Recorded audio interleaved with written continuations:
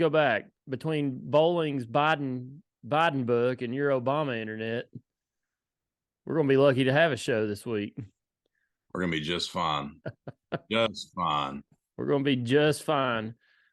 Negative Knees here with Harb in the I'm in the Section YY8 studio.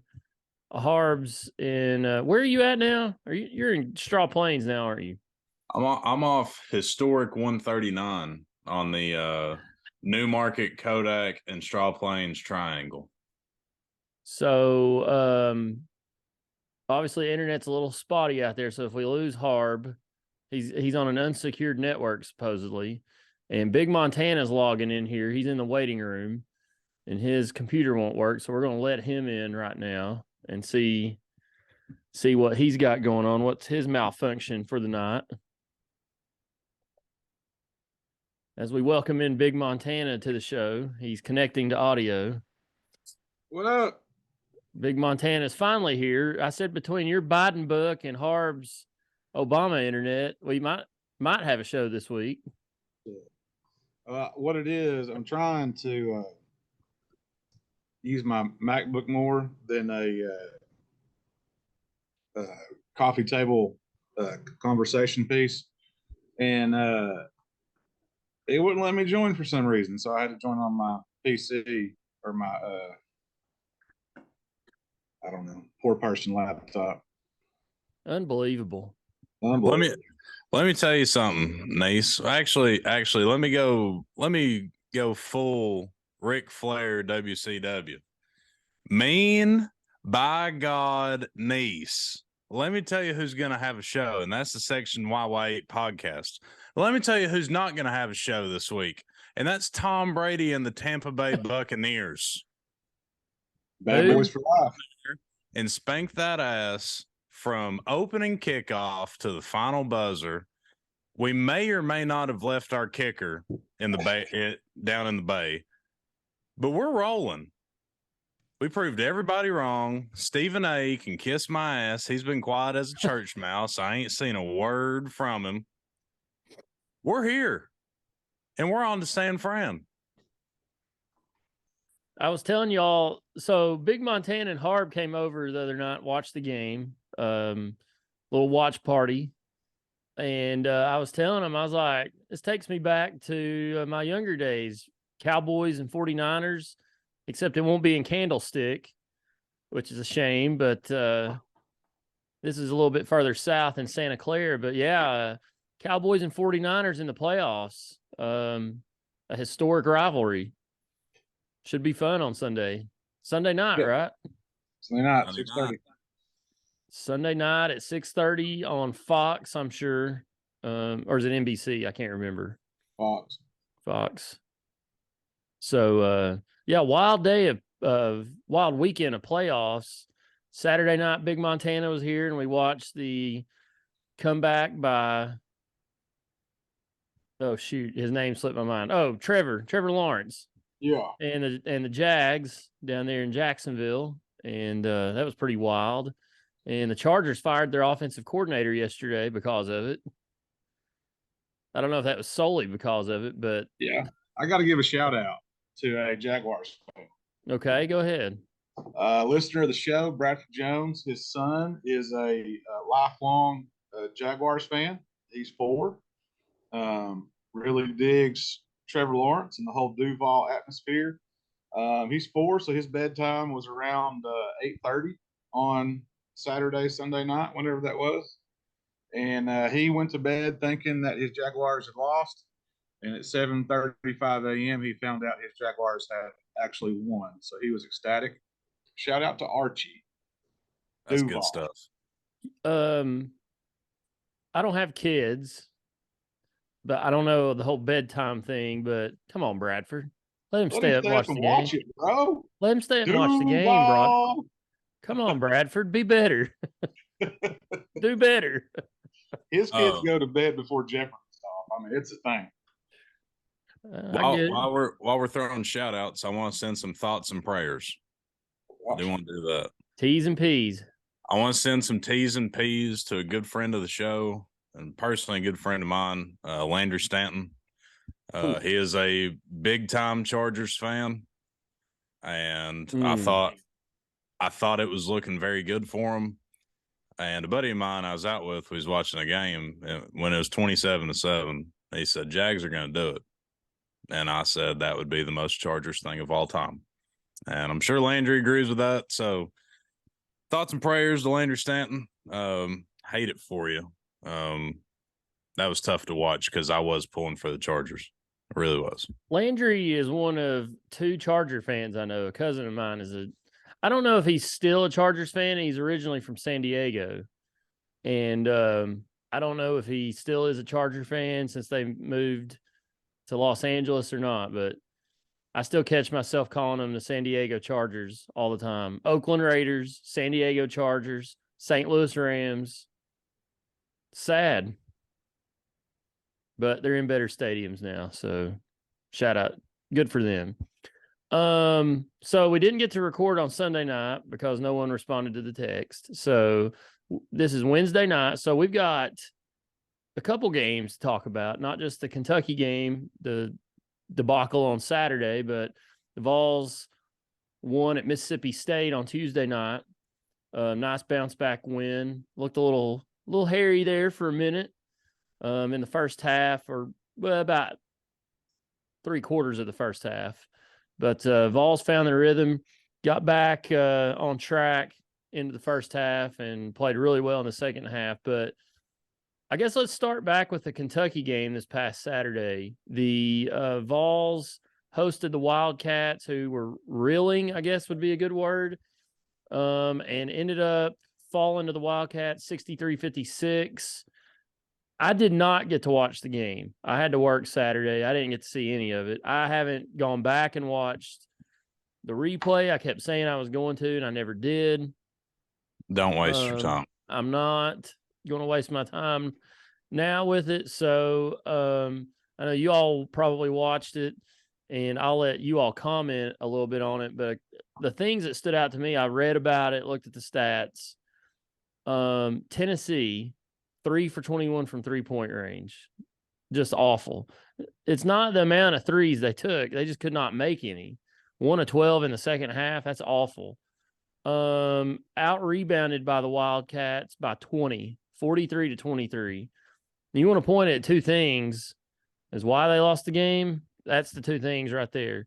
Make 3 more 3-pointers, you probably win. Don't give up 5 other rebounds, you might win. I don't know. I didn't get to watch the game, so I don't know the whole context behind it, but I saw the end of the game. Tennessee was down 1 possession, had a chance, apparently missed about 800 layups in the game. So you all watched the game. I didn't get to see it, so I'm going to let you all kind of lead the conversation on this one. And I'm ashamed of myself. I always watch Tennessee basketball, but I had to work Saturday, and one of the first games I've missed in a long time, just sitting down and watching, but had to do what I had to do. But Harb, we'll start with you. What's your thoughts on the game Saturday and the loss to Kentucky?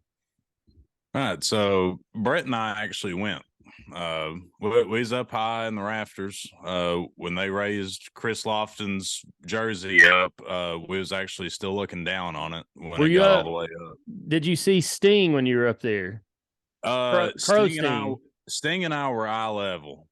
He almost dropped a Scorpion death drop on a Kentucky fan behind us, but he spared him. But yeah, we played sloppy. We didn't look good. It's probably the second worst we've played all year outside the Colorado game, but those two performances were probably neck and neck. Shot the ball poorly. A lot of those missed layups, I think we were expecting some contact from Tshiebwe that just never came. He didn't have an outstanding game by no means, really.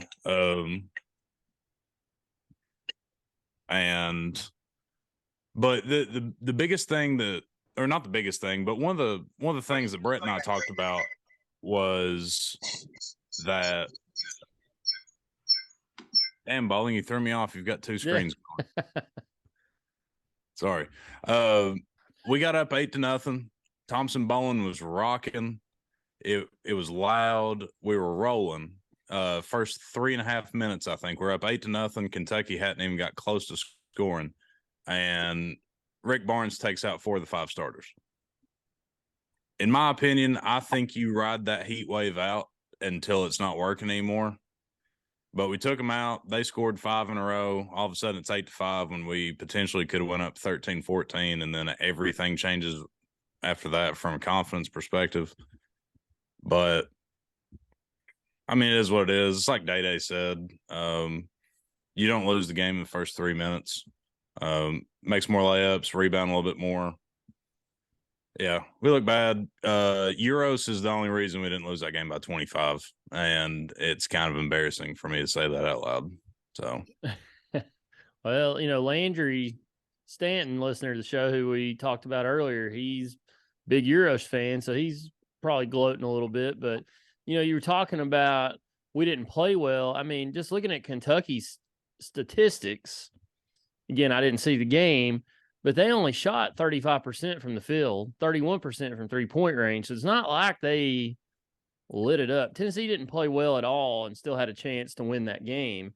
And it's kind of like the game we'll talk about in a minute, the Mississippi State game, where Tennessee didn't play well at all in the first half offensively, and we're still right there in it. So that's a mark of a good team. But let's see. Big Montana has changed computers, I think, is what's going on here. That's why we had multiple screens up if you're watching the video on YouTube. Big Montana, what was your thoughts about the game on Saturday? Tennessee beat Tennessee. That was not a loss to Kentucky. That was a loss that we basically did ourselves. Like you said, the rebounding, the poor shooting.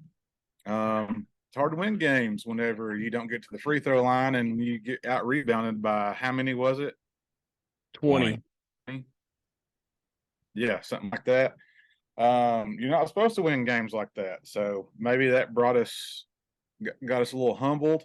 Maybe we can start thinking about basketball and start playing it. But last night we looked rough, but we have Vescovy. It was nice to see Phillips step up.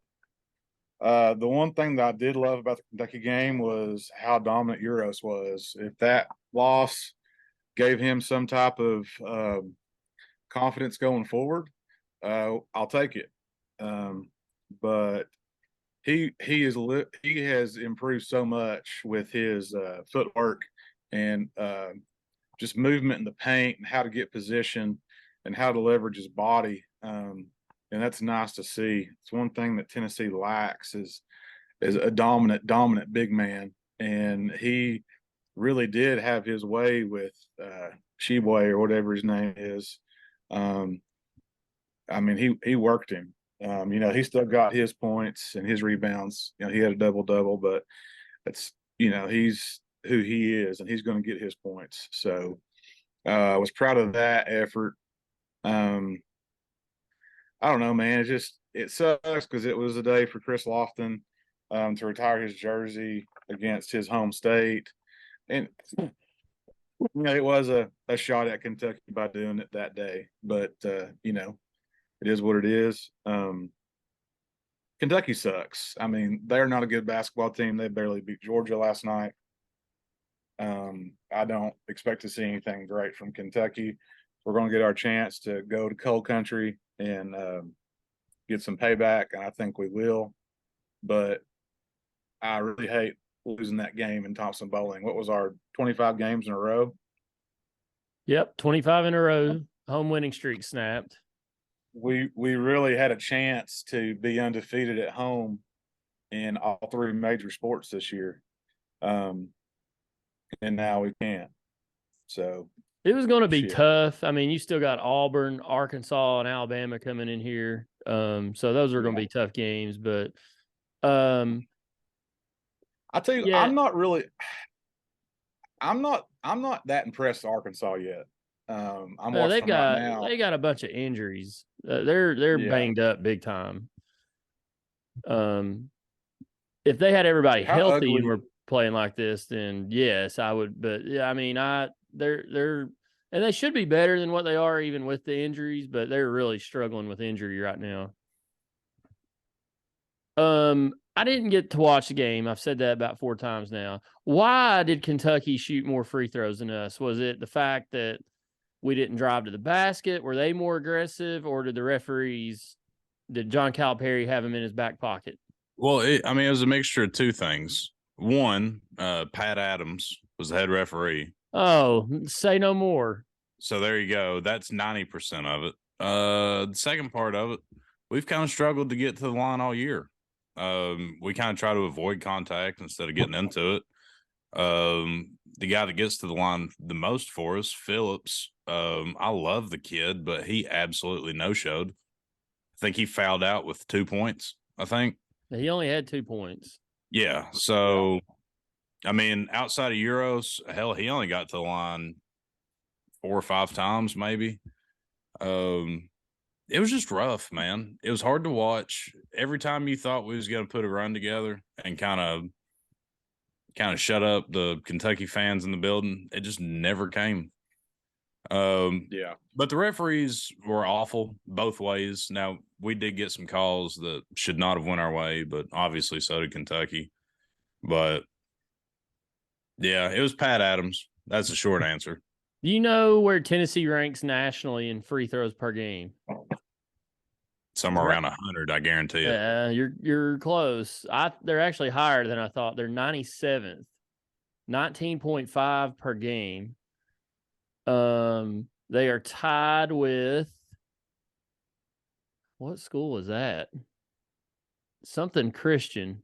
That proves your point. Houston Christian Huskies. I've never heard of that team. Wake Forest, Chattanooga, our little cousins to the south.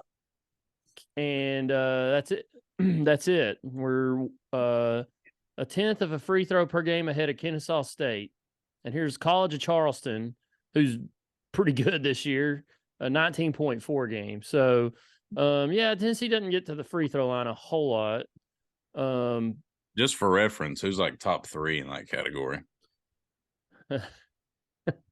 It's teams that are not relevant, I'm assuming. Texas Pan Am at 28.1 per game. Tarleton State, not John Tarleton, I don't know who that's named after, but Tarleton State, 26.5 per game.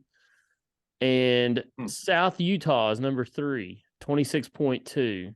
Ooh, South Utah. You got Texas A&M at 4 and UAB and Alabama tied at 5. So Alabama gets to the line a lot. That does not surprise me, as aggressive as they are offensively. They're also aggressive on the strip in Tuscaloosa at night. Oh. Too damn soon for that, or what? Too soon? One thing I gotta throw some shade at Rick Barnes, so just sit back and listen. I did agree with Harb. It did piss me off that we were up 8-0. Kentucky couldn't find, a mountain on a molehill there. Up 8-0, and Rick takes 2 guys out. That absolutely pissed me off. We had a very good opportunity to get up 15 to 5 or whatever. And it just kind of killed all momentum. Not the reason why we lost, but it did piss me off. I don't know why. There was no fouls at that point in the game, and it was like, within 5 minutes of the tip. Don't understand it. It was a little over 3 minutes. Yeah. Don't understand that at all. Tennessee is a very good defensive team, but something that I noticed in that game on Saturday, the Kentucky game, man, we're a bunch of jersey grabbers, and it's because we're not quick enough or just tired. I don't know, but that was a lot of the fouls that were called in that game. And everybody wants to point fingers at referees and stuff. And Pat Adams was responsible for 5 or 6 just dumbass calls. But we were grabbing jerseys. I just don't understand it. Just trying to fight for position. And then Rick, he was able to be well rested for Monday's practice because he sat down the entire second half. That's all I got to say. So, what would standing up have done? Well, if you're sitting there just with your Dasani water bottle, just sitting there, that gets me motivated. But if you're standing up, you're like, all right, guys, come on, D up. I get a little bit more fired up for that than just sitting there with my kid's shoes on or whatever the hell he wears. Try not to get any wrinkles in his pants. But anyway, I just don't. I hate that. I cannot stand a guy that just sits there all nonchalant. He needs to get up. He's getting paid millions of dollars. Stand up for your team. I'm looking here at who he subbed out at the 16:38 mark. They subbed out Key, Kamwa, and Plavich, however you say it, Urosh, for Adu, Ziegler, and Josiah Jordan James. I could make an argument that the three that came in are better than the three that came out. But those three were not a part of a run. Right, exactly. That's what I was about to get at. So it killed the whole flow of the game. Like at the beginning of the game, we were moving the ball, we were getting it inside. I mean, granted, it's 3-minute sample size, so man, I'm not going to harp on it too much, but Kentucky was lost on offense. We were clicking. I think we were 3 for 3 or 3 for 4 from the field. You listen, he makes millions. I don't, but you got to ride out momentum any chance you get it, in my opinion, especially in a rivalry game. Momentum swings are huge in rivalry games. You got to ride that out. You had a chance to go up like 17-4 or something, bust it wide open, and we didn't. And then we realized we were in a dogfight, and we kind of pissed down our leg, and that's that. A couple people I talked to said they felt like Adu had a little PP going down his leg. Kamwa, same way. Which Kamwa, I did not think, and we'll get to Mississippi State here in a minute. I didn't think he played good at all last night against Mississippi State. I know he hit a 3 and had a dunk there in the second half.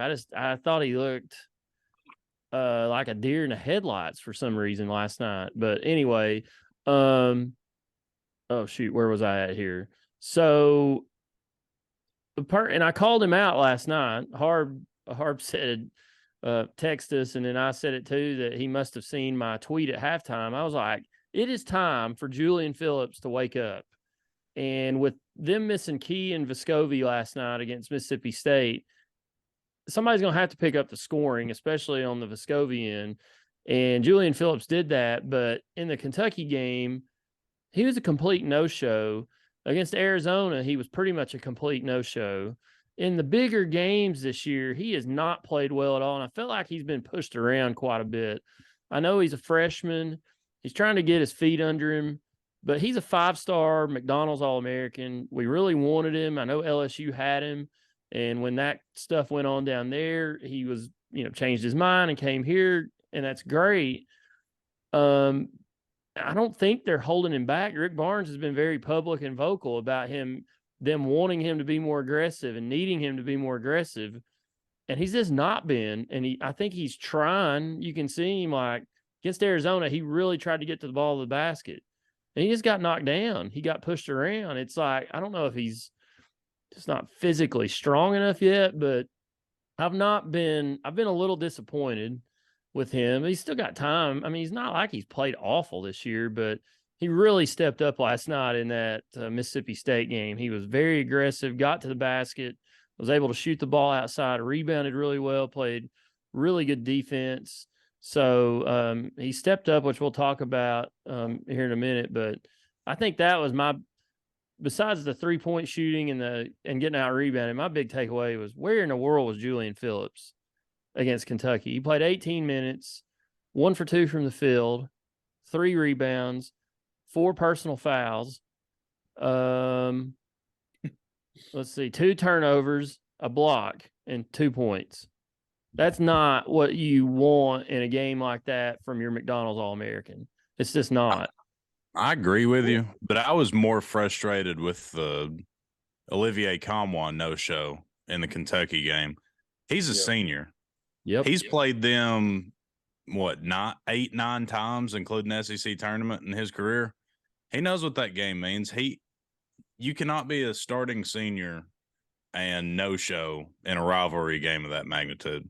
Now, if you're a freshman, I kind of get it's the first time you play him, I'm disappointed in that too, but I'm way more disappointed in Kamwa's performance against Kentucky. I keep waiting for Kamwa he always plays well against the 500 teams, the mediocre teams, and he played really well against Mississippi State, South Carolina. He was a no-show against Vandy a couple weeks ago, who I think Vandy is a little bit better than we think they are. At least they're playing better right now. But he did nothing against Kentucky. He did nothing against Mississippi State last night. I mean, he did a little. I don't know if you noticed last night when he hit that three at the end, Rick Barnes just walked down the sideline shaking his head because it was a terrible shot selection. It went in, but it was early in the shot clock. He had a guy hand right in his face. Like, he can get that shot at any point. Like, why take it so early? And I think that's why I didn't listen to the post game. I think that's why Barnes was shaking his head walking down the sideline, because he was like, yeah, it went in, but that is not the shot we're looking for in that situation. But anyway, yeah, Kamwa, you never know game to game which Olivier Kamwa is going to show up. I mean, the first 3 games of the new year, he didn't miss a shot. Yeah, he was 10 for 10 against Mississippi State and Vandy. Yeah, and then against South Carolina too. I don't think he missed a shot in that game. No, you're right. I forgot about that game. And and then he just doesn't show up against Kentucky. That's a guy who, I mean, scored 20 points. And then he played 13 minutes against Kentucky. I just don't understand how, as a player, having to hear all the talk and having to hear all the criticism and getting to talk all the smack, you don't show up for a game like Kentucky. This was the perfect game for us just to demolish their season. If Tennessee had beat Kentucky, Kentucky would have probably just quit. Now they have something to play for. I agree. I think Saturday turned their season around. It really did. I mean, we had the opportunity to just sit back and laugh for the next 3 weeks, and then laugh again when we beat the shit out of them again, and then laugh when they went to the NIT tournament, if they even got invited. But now we got to put up with them again. So we just opened that wound back up. While we're on the topic of inconsistency, I have a very legitimate question for you two. Do we have a single player that we can 100% rely on game in and game out? I mean, and that's not me being. Do you mean to carry us or like make a shot at the end? Like, what are you asking? Any of the above, really. I mean, the intensity is always going to be there. I think at the start of the season, I think we would hope by now Julian Phillips might be that player. But I think if you're at the start of the season, you're looking at somebody like Triple J or Vescovy. Injuries kind of put a damper on Triple J season, but Vescovy's just not. I don't think there's anybody on this team, and it's not a bad thing. I just don't think there's anybody on this team that's one of those, give me the ball, I'll take over from here. There's no, I'm not saying anybody's like Michael Jordan, but an MJ type attitude like, hey guys, get on my back, I'll carry you. I just don't think there's, and it's not a bad thing. This is a good team, solid leadership. I just don't think there's a player on the team that's like that. Kennedy Chandler probably would have been if he was here this year. He got to that point last year, I think, a little bit toward the end of the year, but this team currently, no. I think they're just they've got a bunch of good players, some of them better than good, but they don't have that guy that just says, get on my back, let's go. Maybe they do, and I don't know it, but it just doesn't seem to be. Well, if they do, I don't know it either. So, I mean, I would argue Ziegler until that Kentucky game. I mean, the guy missed 4 or 5 layups. That just really put a damper on him. I mean, as far as from a public standpoint. But if that little man gets the rim, he's not contested. He's got to score. Yeah. I mean, I understand if you get your shit thrown across the gym, but like if it's an open shot, dude, and you're within 5 feet, you got to put it in the bucket. I will say though, I've been preaching it ever since preseason, and we saw it last night. Vescovy is far and beyond our most important player, and it's not even close. Yeah. At one point, I was saying Vescovy and Triple J, and that's still true. But there is a very decent gap between Vescovy and Triple J as far as importance goes. The offense, I mean, our offense isn't phenomenal to begin with, but God, it looked awful in that first half without Vescovy. You could tell they were just all kinds of out of sync against Mississippi State. But yeah, I don't know. Did he get injured in the Kentucky game or something? Is that why he was out? I saw him he had like shoulder irritation. Like he like dove for a loose ball or ran into somebody or something. And he was kind of rolling it out, and he went out for a little bit, but he finished the game. I never really. Well, that's what I was saying. I know he took one of the final shots there in the Kentucky game, but I didn't know until they came on the air last night for the Mississippi State game that he was even injured. I mean, I'd heard that he was a little banged up, but who's not this time of year? But I didn't put any stock into it. And then they came on the air. I was in the kitchen fixing something to eat before the game, and they said Key and Vescovy are out. I was like, is his shoulder? Did he hurt it in practice? Like, what happened? They never really said, but I'm assuming he got banged up again in the Kentucky game. So, but yeah, they need him back. You're right. He's that guy they need out on the court. I will say, during our little commercial break, Evan and I watched the game together last night. He brought up a good point. Go ahead and let him know. So for those that don't know, we have Hornet for Life, Evan Collins here on the show. Yep, they got my name somewhere on the books. Yeah. That's right. So Harb and I watched the game, pretty disturbed first half. But then obviously we kicked in gear after halftime. Don't know why it took that long. But the question that we both talked about last night after the game is they might expose something that we're not used to, which we get it, but a lot. But, you know, think about other teams that watched our film against Mississippi State.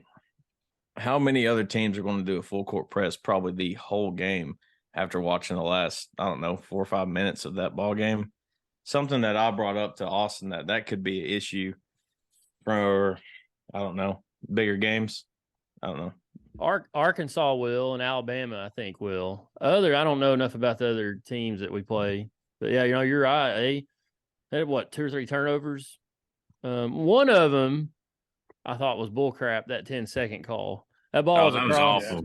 That was about 7.5 seconds. Yeah. They showed it. It was at 21. The worst one I've ever seen was, I think it was 2019, 2020. We're at Cincinnati. I might have this on my phone or something somewhere. They call a backcourt violation on us. Drew Pember, blast from the past, catches the ball, and there's still 21 seconds on the clock, and he's on the other side of the half line. And you see the referee up here, 10 seconds. Anyway, sorry, go ahead. Another thing, too, is that, that was the second time that Mississippi State saw us this year, right? Did I make that up? No, we played them 2 weeks ago. Beat the tar out of them first time.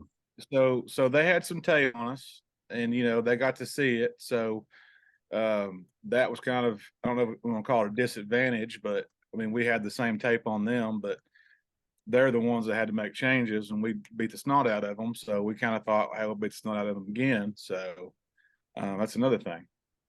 Yeah, we beat them by, 34, Harbin? 2 weeks ago? Yeah, a lot to a little is what the final was. It was bad. It was so bad, I left before the under 4-minute TV timeout in the second half. I never leave a game early. I will say, though, like a lot of times when we get pressed, it feels like our number one go-to option in press break is Ziegler run past everybody and get a layup. Last night we didn't have missing Key and Vescovy was killing us. We didn't have a ball handler. I know Ziegler was out there, but you're right. A lot of times he just tries to dribble past everybody. Yeah, outside of Ziegler last night, our number one ball handler was Triple J, and then after that, Julian Phillips. They were scraping the bottom. That's going to give you fits when you got to go 94 feet.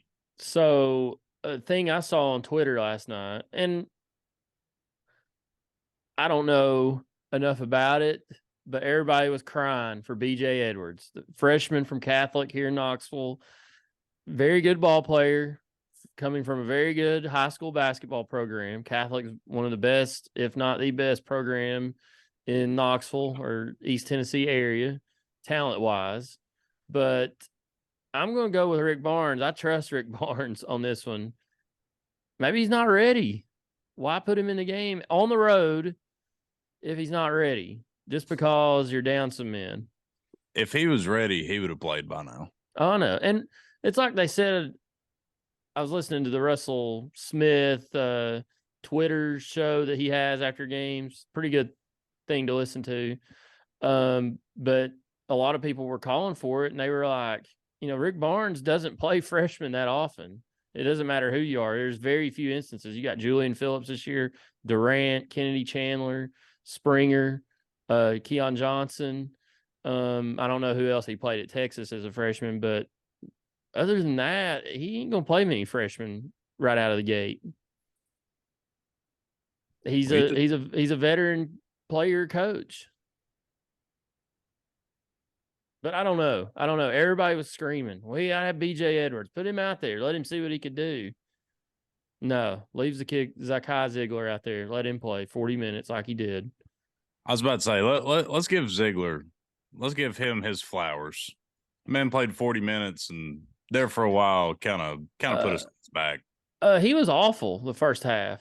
Yeah, he was. He was awful, but he found a way and dug deep. And between him and Julian Phillips, they were two players that put the team on their back last night. Also, I mean, that's not the ideal situation. You want to throw a fresh, unseasoned freshman into a ball game. I mean, you got a tight ball game at Mississippi State on the road. You've got the odds going against you. The last thing you want to do is throw an unseasoned freshman in there and just hope that it all works out, in my opinion. No, you're right.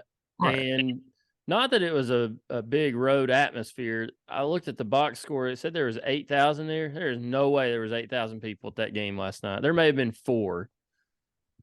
Yeah. I think one of the biggest things though last night, you could tell Triple J was trying to carry us, and it wasn't bad shots. I don't know what he ended up with, but a lot of the shots just kind of went halfway down and popped back out. I mean, he was doing all he could. I mean, there's just some nights when they ain't falling, but he had probably 3 or 4 wide open ones. I was like, oh, that's money. They went halfway down and popped back out. So, and like we've said many times, that's going to happen, and you can't get upset at it. He had 13 points. He played. Check these minutes out. He played 34 minutes. Was 5 of 12 from the field. Pretty good. Ziegler, as we mentioned, 40 minutes. Julian Phillips, 37 minutes. Kamwa, 28 minutes. Euros, 21 minutes. Everybody else was, let's see, Adu played 17, but the rest of them were not as much as that. But, yeah, those 3 guys, 40, 37, and 34 minutes between the 3 of them. They probably slept good last night. Oh, hell yeah. I'm telling you, Julian Phillips, I know Ziegler had 24 points, played 40 minutes. Listen to this line from Phillips: 6 of 12 from the field, 2 of 4 from 3-point range, 4 of 4 at the free throw line. Tennessee missed 1 free throw last night. 11 rebounds, 5 offensive rebounds, 2 assists. He did have 5 turnovers, 1 block, 18 points. So he had double-double. But he filled the box score up last night. He played really well. He had as many turnovers as Ziegler. Random information: Julian Phillips is one of the most impressive rebounding guards that I've seen in a long time, especially at UT, but just kind of in college in general. Dude gets up. Yeah, he can jump. That's kind of the thing. It's, I wouldn't say frustrating, but kind of confusing. Like, he does not care to get in there and bang on defense and on the boards, but like we were talking about when he drives in on offense, like, it's kind of like he gets pushed around a little bit sometimes. That's kind of confusing a little bit. Yeah, it is. When you say it like that, it is. I mean, he's guy in there crashing the glass, getting 11 rebounds, 5 offensive rebounds, but then when he puts the ball on the floor to go to the basket, he gets bumped around, pushed around a little bit. Who knows? Big Montana, you watched the game last night. What'd you think about it? I honestly think that I think Tennessee had the game in hand. I mean, I know it was tied at halftime. And it was a closer game than what we liked. But I'm sure they had a pretty rough week at practice. A rough Monday, that is. You know, it was an emotional loss to Kentucky, I'm sure. So you're going to have these games. Alabama had a game last night where they weren't as impressive as what they have been. You're going to run into it, but it's a win. A dub's a dub in the SEC. You can't take them for granted. Just keep That's grinding. You got some big games coming up. I really want to see us beat Texas. That I want to see us beat Texas. But Tennessee, like I said this before, Tennessee has a chance to be everybody they play from here on out. Don't care who they play in the tournament. Tennessee is equipped. Apparently, we're not counting that Kansas win anymore. We're not getting any love for that. Don't understand it. It's the same as us beating Bama in football. Apparently, it's the fake mainstream sports media. Yeah. And Speaking of biased ESPN, did you see where Nico? You see his rankings on ESPN compared to everybody else's rankings? It's blatant. 6, and then he's number 1 everywhere else. Give me no, he's 6 in the state of California. Yeah. Like he's like 50-something in ESPN's rankings. It's hilarious. MS ESPN. Go figure. But what really hurts us, the main thing that hurts us with that Kentucky loss at the end of the year, if we're sitting there teetering on a damn 2 or 3 seed like we did last year, that's just going to be ammo for them. And we say it's just one game, but that's going to be how they argue, and that just sucks. Yeah, it ain't going to matter that we beat Alabama and Arkansas and made it to the championship game on Sunday in the tournament. They lost to Kentucky in January. Well, I hate to say this because I hate Kentucky, but we need them to start winning because it makes that loss not look that bad. Right. Right. I agree. We need them to get on a tear, and then we beat them by 20-something in Rupp. Yes, exactly. Kind of like we did last year. I mean, they hammered us up there in Rupp. I mean, yeah, and was hammered the right word? I mean, it was bad. It's like I said last week, man. We split with them bastards every year. When they're better than us, we do. When we're better than them, we do. Like, shit like this is going to happen. It's a rivalry. Like, and we're going to bounce back. And I believe that we'll handle them in Lexington. We're better than them, and we're going to bounce back. Like, that's just all it is to it. It's like I said Saturday, it's college basketball. You don't know what you're going to get week to week. These are 18 to 22-year-olds or in some cases, 23, 24 years old now. And we got a ton of games. We're 5-1 in the SEC, so we've got 12 games left. So still everything in front of us, a lot to play for. I was looking at scores here from tonight. We're recording on Wednesday.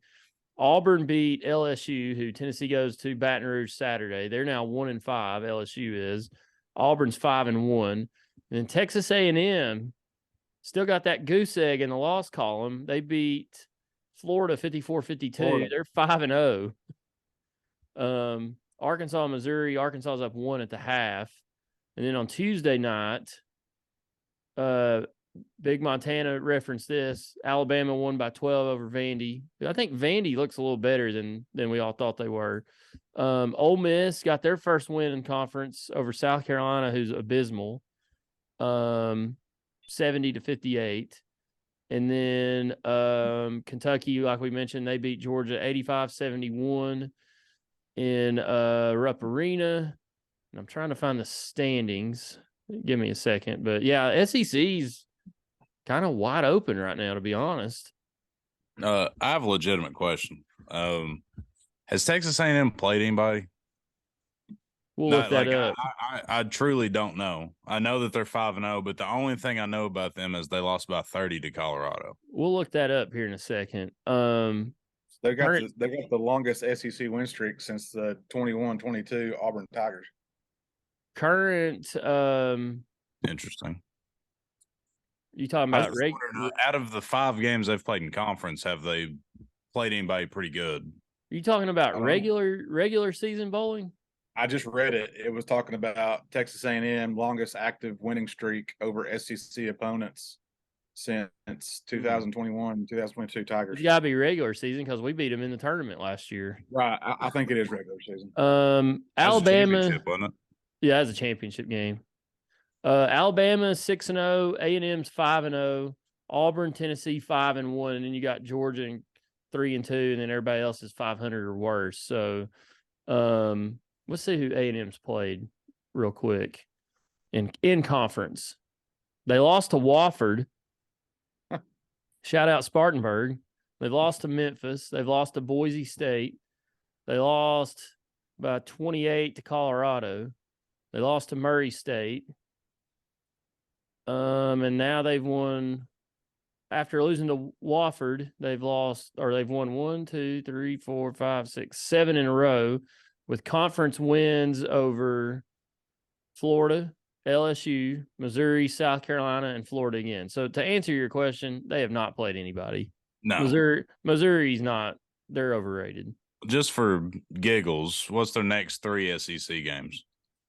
For giggles, they are at Kentucky this Saturday, at Auburn next week, and then next Saturday they host Vanderbilt. So they got 2 tough ones on the road this next week, or Saturday and whatever the 25th is. They will go at least 1-2 in those, and they might go 0-3.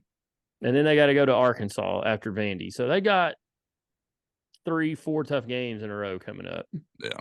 I got something. I might be behind the sticks, and y'all might have already covered it.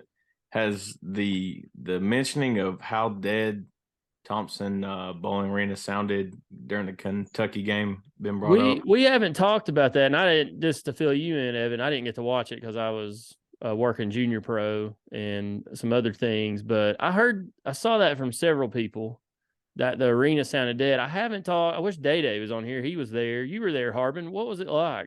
Well, pregame and that tip-off is rocking, obviously. And kind of like what we was talking about earlier with momentum. When we were up 8-0, that place was, not the loudest I've ever heard it, but the place was rocking. Like, no BS. First 4 minutes of the game, place was nuts.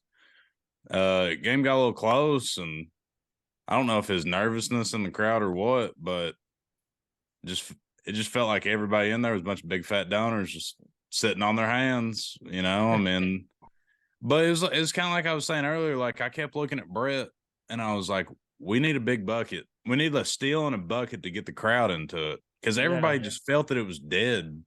It was just a weird feeling. It's like they were just waiting for something to get off their butt cheeks about. Right. Yeah. And, like probably 6-7 minutes left in the game. We needed a big defensive play, go down, score, and score again.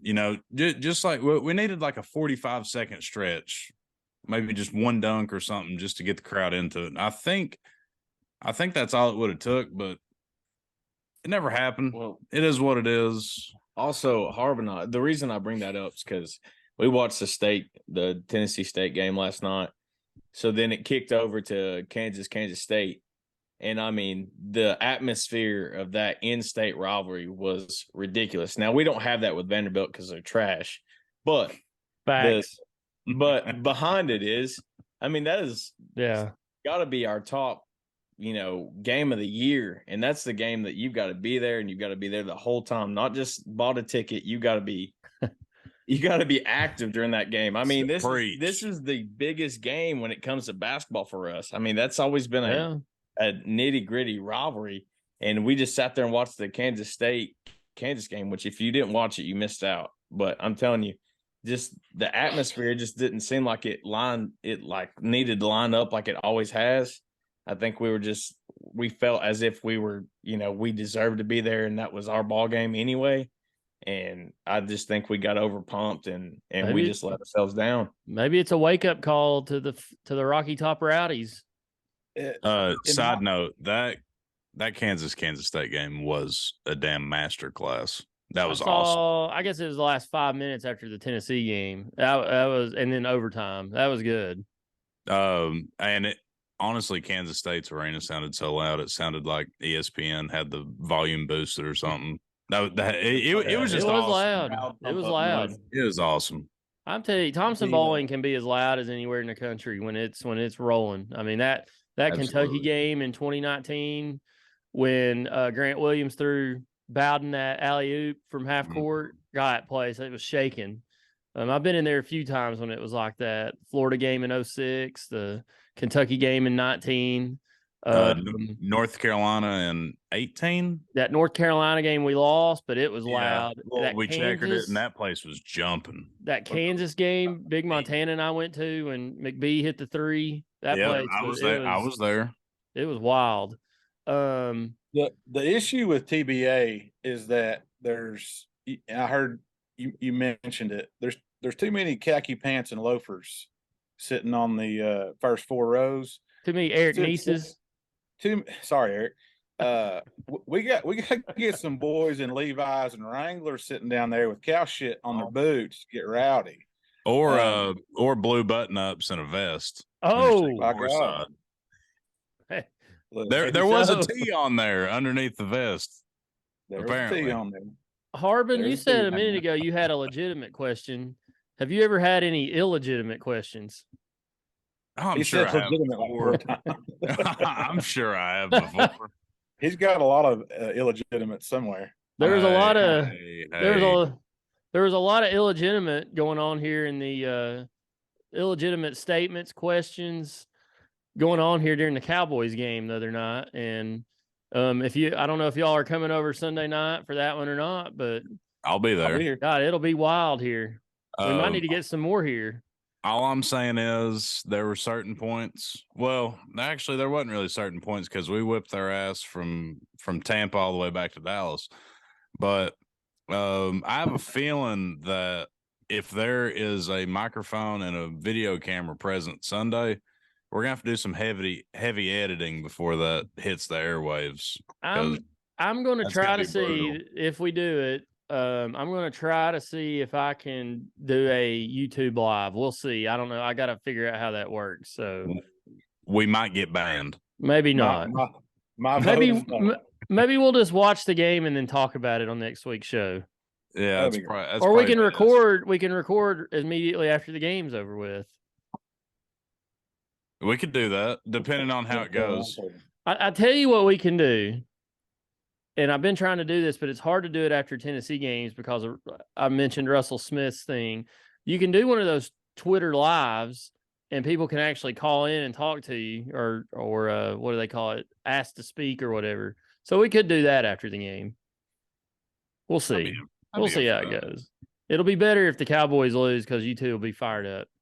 I'm honored and privileged to be on the podcast, but I've got to be up for the Rooster Crows, make sure there's some power so y'all can keep recording. So yeah, thank you for appreciate you for joining us, my friend. You need your charging cord. We're good, man. We're good. Hey, I'll get you a sticker, Evan, for being on the show. I'll get it. I'll wear it. Shout out to Evan Collins, unannounced special guest on the show this week. That's how he is, man. It's like Sting coming from the rafters. Sting out of nowhere. So the Cowboys and 49ers are coming up. You two are Cowboys fans. My team's out, the Titans. So I don't have a dog in the fight, but what do y'all think? Cowboys or Niners this weekend? Can they stop? Can Dak outplay Brock Purdy? Well, I like to follow stupid patterns. Tom Brady was 7-0 against us in his career, and we put an end to that last week. Brock Purdy is 7-0 since he became starting quarterback. I'm just saying. I like patterns. I think they're pretty. I think they mean something. But serious note, I truly believe that San Francisco has the most talented roster remaining. I really do. Even with Brock Purdy at quarterback, which he's playing incredible. Give him his flowers. If we play like we can absolutely beat them. 100%. It's gonna be tough. They're better than Tampa. But if we can run the ball and Dak can take care of the ball like he did on Monday, yeah, there's absolutely no reason to say that Dallas can't win. I think they can, and by God, I think they're going to. Is there an early line on this game? I haven't seen it. I haven't looked. Niners San 3.5. Not bad. Not bad. Yeah, I don't hate it. Right there. It's just a field goal. Yeah, we're Yeah. doing great at these field goals. That's why I said it's just a field goal. That's what you said. Poor old Brett Meyer, however you say it. Boy, he struggled to miss 4 extra points, which aren't.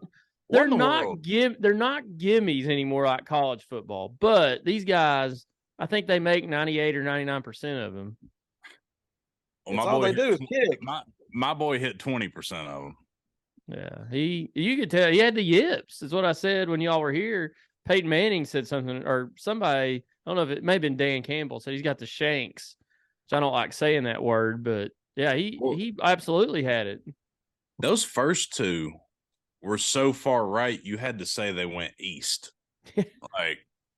And then he missed that third one back to the left. After he did that, like if he made the third one, I'd be like, okay, whatever. But he yanked the third one to the left,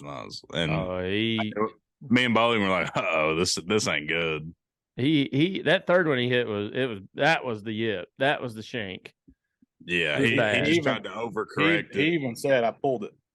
Yeah. You could read. Yeah, he read his lips. He said I pulled it. But side note, I would like to say to all the Dak Prescott haters out there, and I'm gonna list a few by name: Brett Stanton and Nick Bain. Video evidence of them at Armstrong's the other night. Actually, I'm going to send the video to Nice, and he's going to edit the adult language out of it, and we're going to play it right here.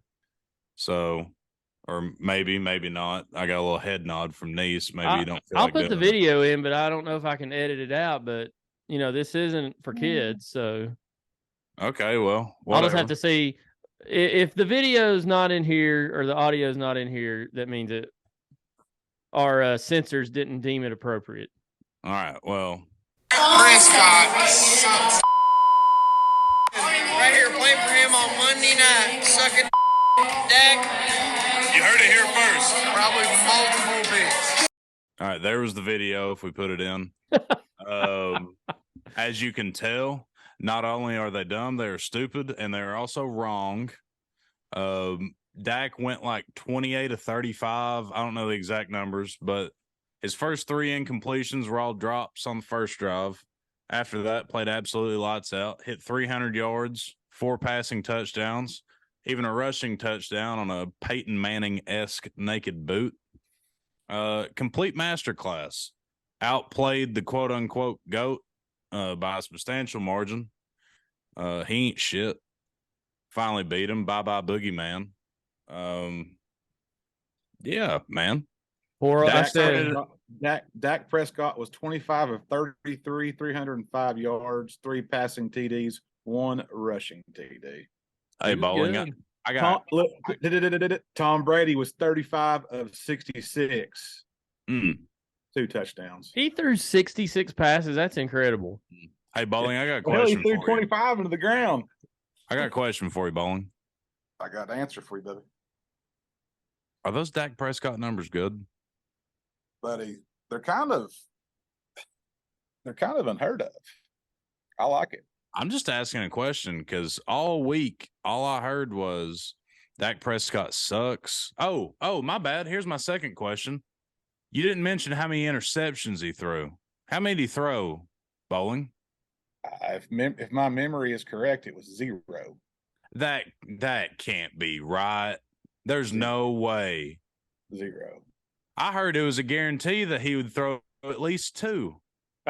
I just don't believe you. Your stats are wrong.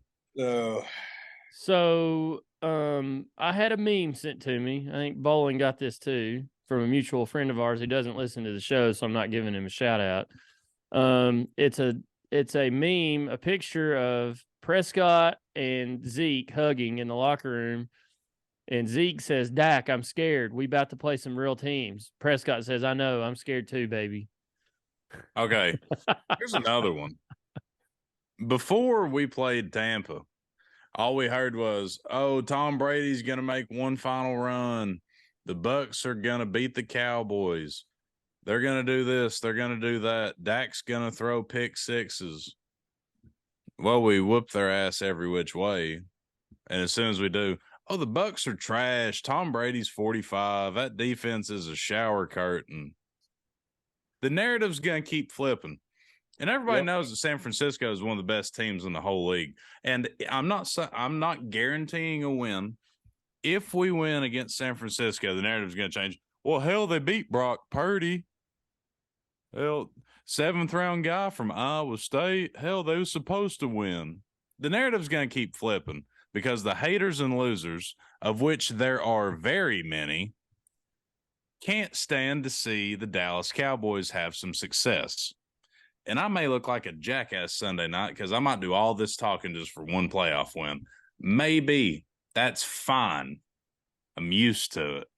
Hell, half the time I don't even get a win. So I'm going to get my breath in, all right? Good.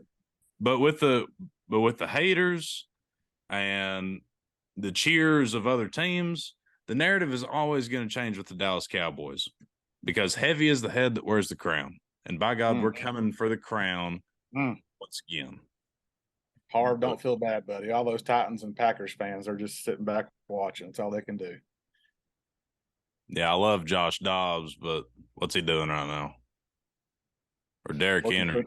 Working for NASA. Derrick Henry is on podcast saying how much he loves Joe Milton. That was pretty cool. I like that. I didn't see that. Yeah, he went on bussing with the boys, and they were talking about Tennessee, and he was talking about how you can look it up. Hooker went down. He said, "Man, that sucked." He said, "Man, that backup, man, boy, he can fling it." He nice. He nice.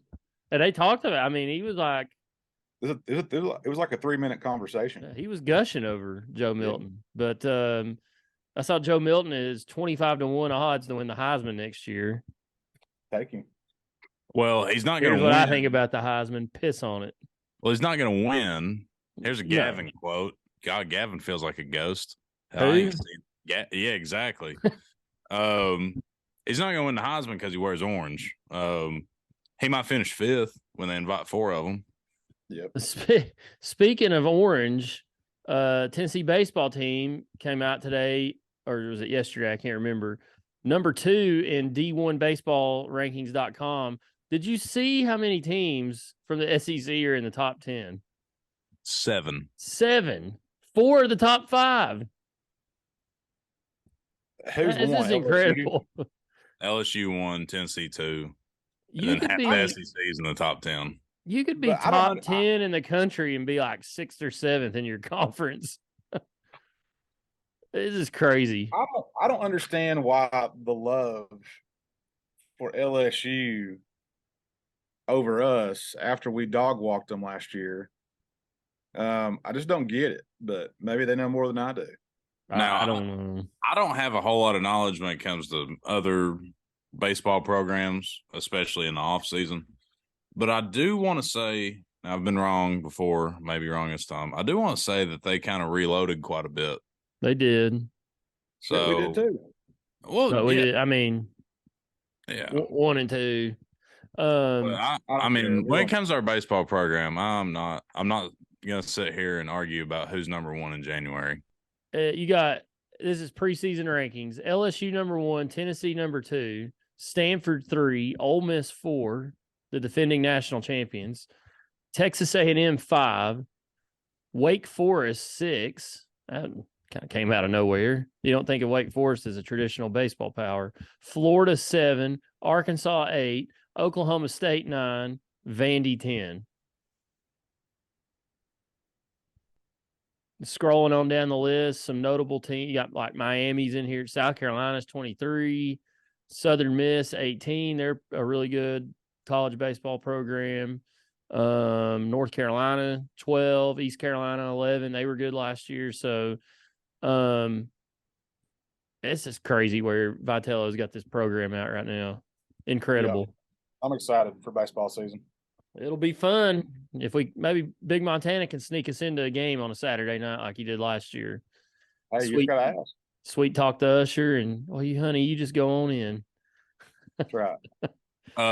Speaking of baseball, I just want to screw with my Braves brethren for a second.